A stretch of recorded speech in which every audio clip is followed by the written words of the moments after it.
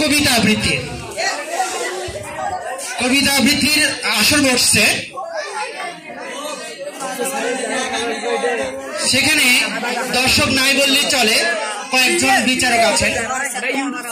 তো প্রথমে যিনি আসছেন, কবিতা কিন্তু একটাই, কবর কবিতা।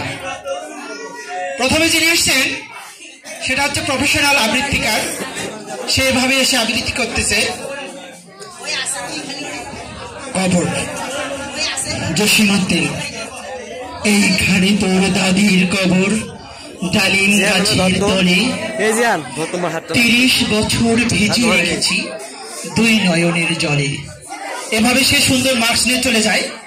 এরপরে যে আবৃত্তিকার আসে, স্থানীয় একজন নেতা, সে বলছিল যে ছোটবেলায় তো অনেক আবৃত্তি করেছি, এখন যেহেতু স্লোগান দেওয়া লাগে, ভাষণ দেওয়া লাগে, হ্যাঁ জানি না কেমন হবে, সেইভাবে আবৃত্তি করছিল।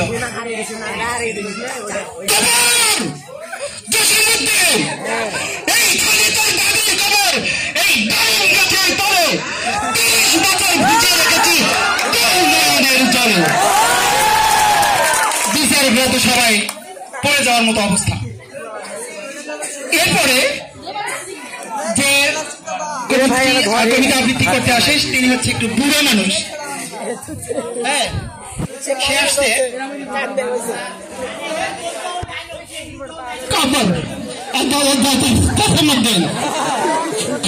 এইখানে তার দাদের কবর, এই ডালিম গাছের তলে 30 বছর ভেজে রেখেছে 2 নয়নের জলে। এরপর যে আসছে সে কথায় কথা একটু হাসে, শেষে কবিতা আবৃত্তি করছে এভাবে, খবর জসীমউদ্দিন,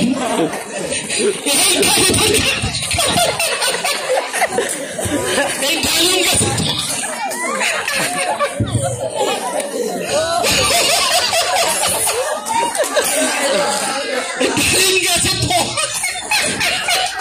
সে আর বলতেই পারে না, হাসতে হাসতে সে দেখে না।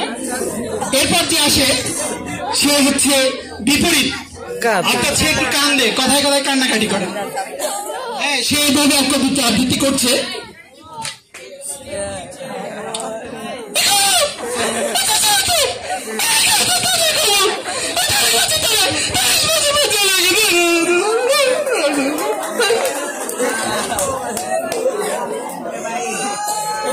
এরপর যে আসছে তার একটু চুলকানি, যেখানে সেখানে চুলকায়,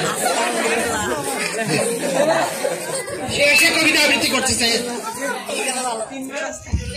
খবর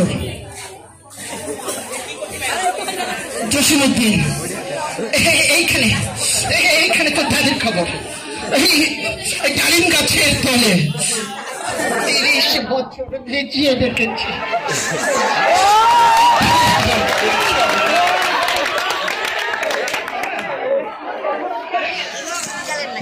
এরপর যে আসছে মেলো নয়, ফিমেলও নয়, কি হবে তাহলে? সে আসছে এইভাবে,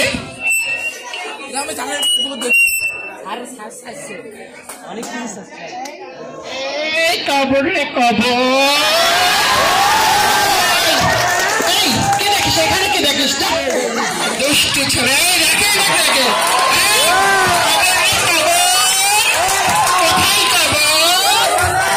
এইখানে তোর দাদির কবর, ডালিম গাছের তলে 30 বছর ভিজিয়ে রেখেছি 2 নয়নের জলে।